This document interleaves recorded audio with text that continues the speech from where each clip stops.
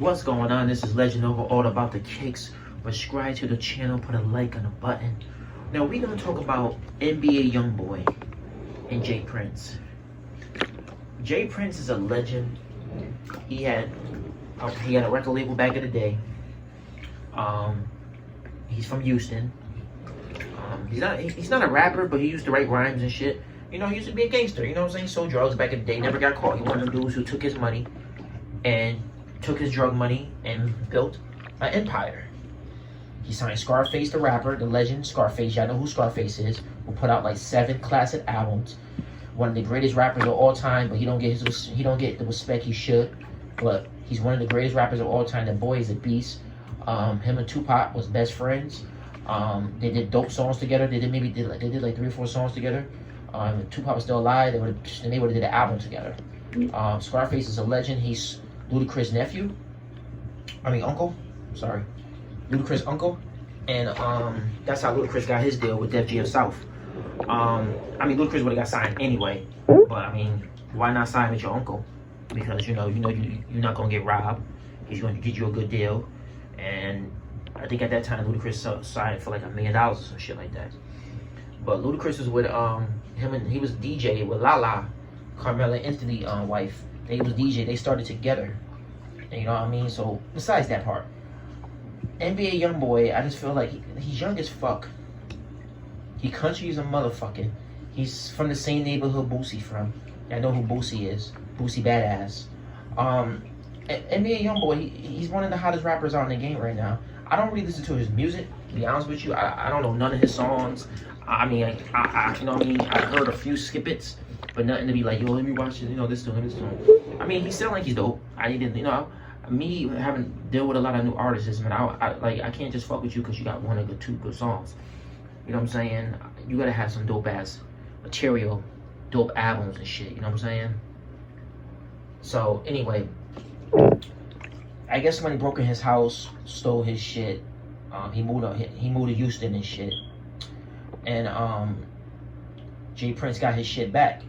To me, it sounded like it was kind of like a setup. I don't know. I could be wrong, but it sounded like it was kind of like a setup. But like I said, I could be wrong. You know what I'm saying?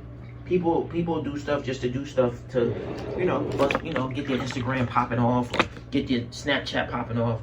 But it's not worth it going to fucking jail, breaking in somebody's fucking house. And I think it was a setup. If you have security in front of your house and they don't know what the fuck is going on, and they can steal your keys and your jewelry and all that shit was an inside job, man.